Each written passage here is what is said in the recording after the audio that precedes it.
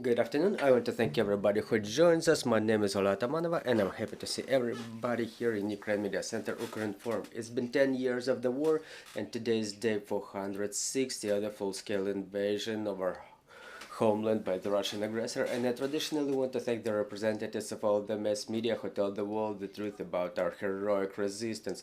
Our brief schedule for today is as follows. At 12:30, joining us online will be Mykola Lukashuk, head of Dnipropetrovsk Regional Council. We will talk about the situation in Dnipropetrovsk region. Joining us at 1 o'clock, joining us online will be Yuri Ignat, spokesperson of the Air Force Command of Armed Forces of Ukraine. We'll talk about the night strike, the strike that was inflicted by Russians today on a number of the regions of our country. And joining us right now is Viktor Yelensky, head of the State Service for Ethnic Policy and Freedom of Conscience.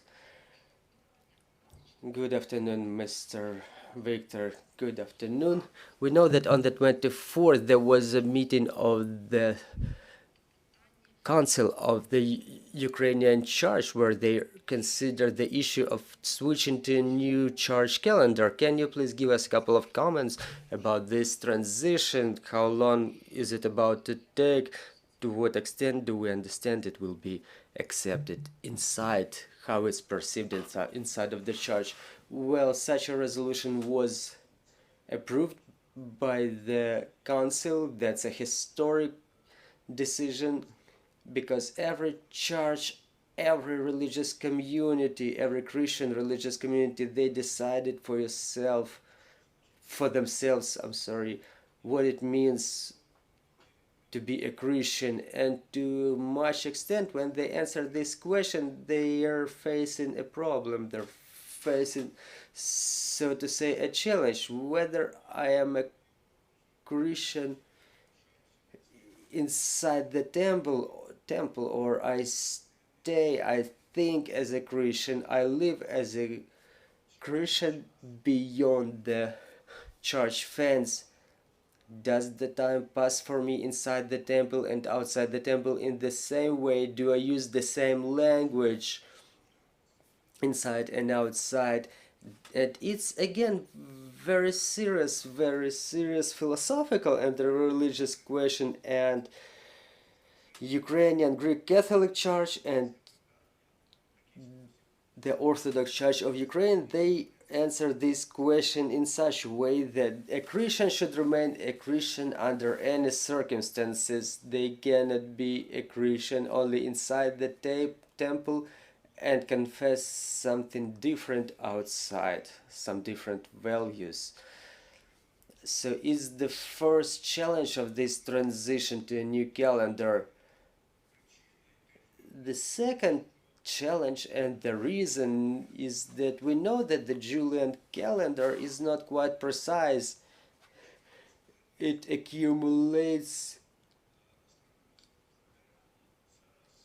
delay compared to the astronomical calendar, and now this delay is 13 days.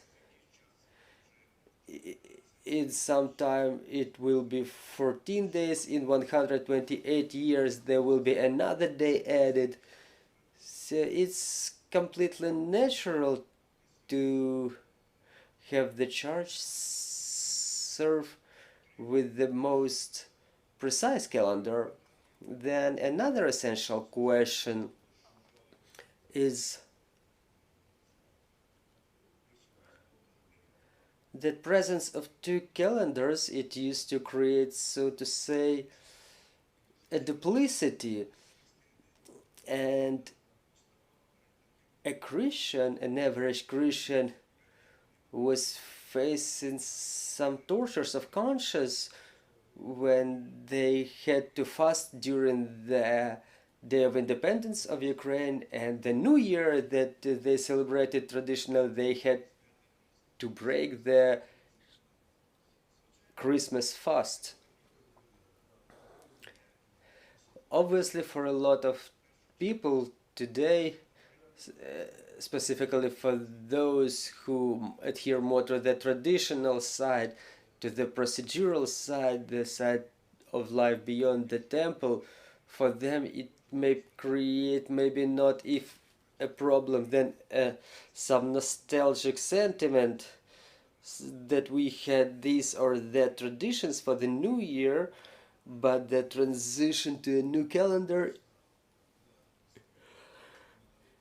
it relieves a lot of problems for the Christian conscious and consciousness. I'm sorry, and you understand now for both Orthodox Christians and the Greek Catholics the distancing from Russia, which until this very moment, whose church until this very moment insist on the use of the old Julian calendar, it's the matter of principle, and when they implement a new calendar in Russia,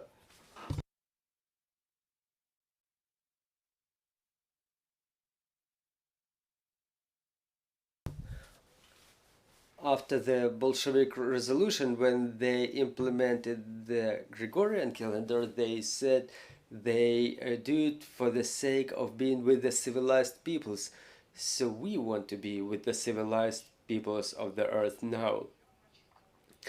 Mr. Viktor, the most part of the discussions that I've seen in the public were dedicated mostly to the holiday of Pokrova, the 14th of October, when we celebrate the Day of our Armed Forces, of our defenders, and traditionally for us, those big days, the 3 days we remember about the Day of Ukrainian Insurgent Army, they were united in one holiday, and now we see this segregation. How should we achieve consensus, in your opinion, between everybody? Among everybody. Well, consensus, it means that the holiday of Ukrainian Cossacks and the day of Ukrainian Insurgent Army and the day of the defenders, they are all tied to the holiday of Pokrova, and not to the 14th of October as a date, not to any other date, but to the holiday of Pokrova. And this is why this holiday will now fall on the 1st of October, and the Council of Churches, they will address the Parliament and the President of Ukraine with the request to have those two holidays which are tied to the church calendar. I'm talking about Pokrova and day of Volodymyr the Baptist of Rus, so that they are celebrated according to the new calendar. Thank you, sir. I cannot help but asking you about the events unfolding around Kyiv, Pechersk, Lavra. So, are there any developments in that regard? The audit is about to be over in Kyiv, Pechersk, Lavra. For what I know, the acting director of Lavra and the commission,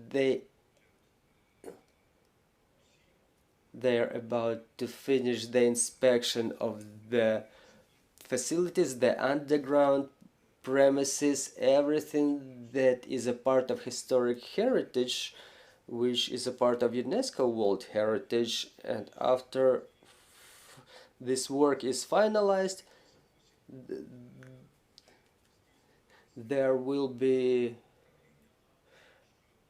a way defined for management of Lavra, because it's the property of the state, and it's the state who should manage its property.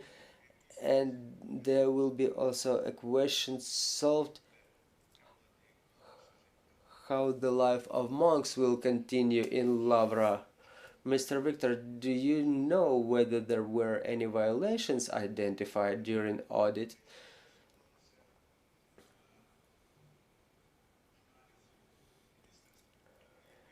Well, the review by the Ministry of Culture, which was going on in the end 2022, beginning 23, it was publicized. It was identified back then that there were more than 30 new buildings built in Lavra.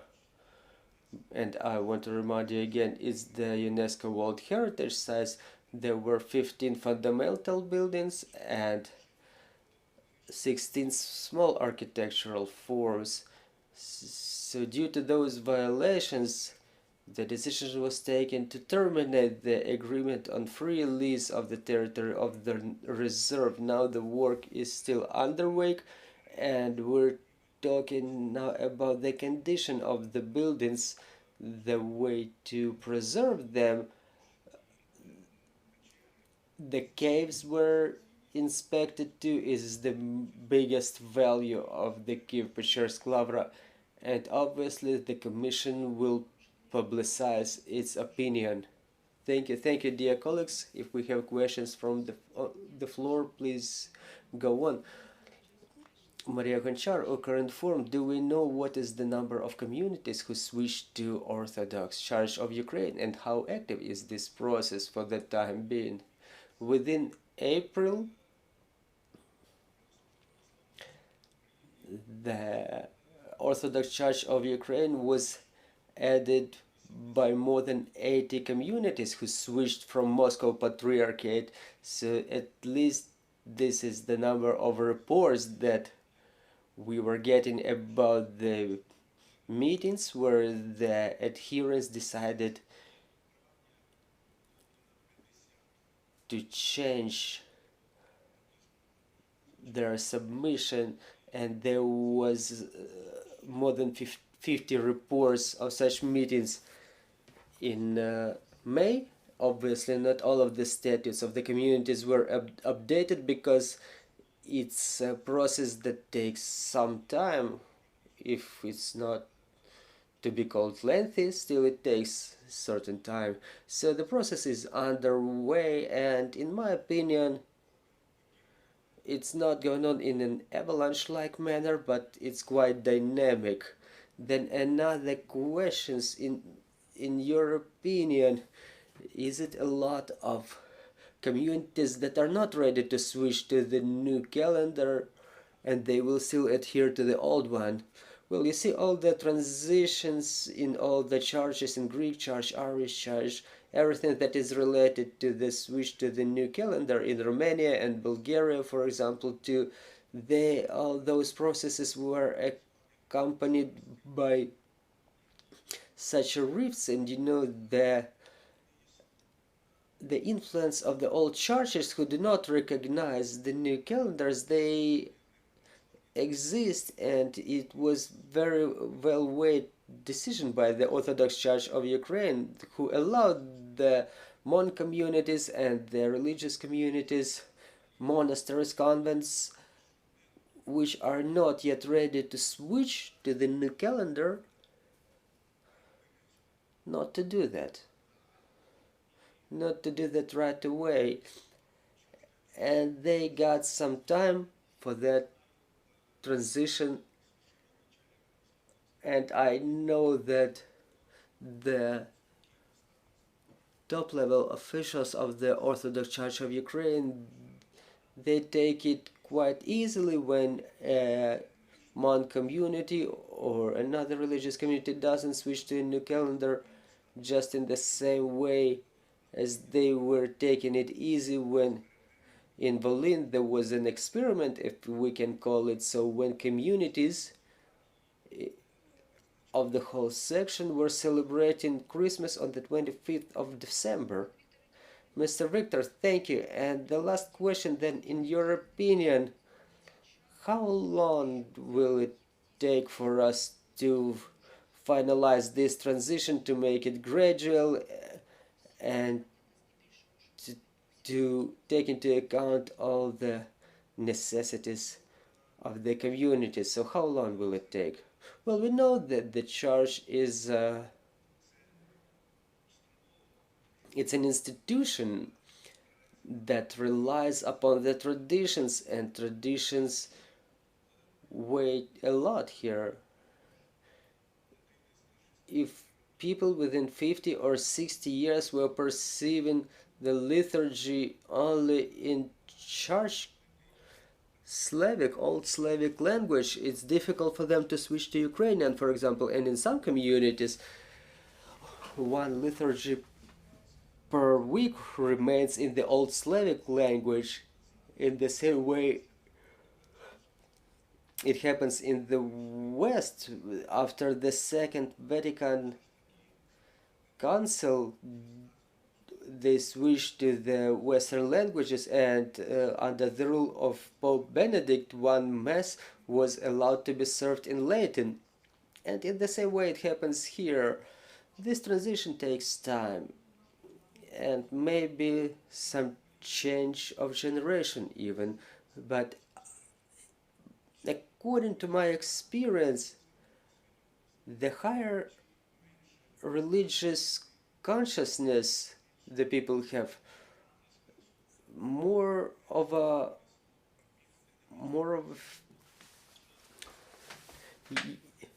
evangelical fundamental they have, the more prompt is this transition. Thank you very much for this broadcast. Thank you for this information. I'm reminding you, joining us was Viktor Yelensky, the head of the State Service for Ethnic Policy and Freedom of Conscience. Our next briefing will be at 12:30. We will talk about the situation in Dnipropetrovsk region, so stay tuned. Thanks to our armed forces, and glory to Ukraine.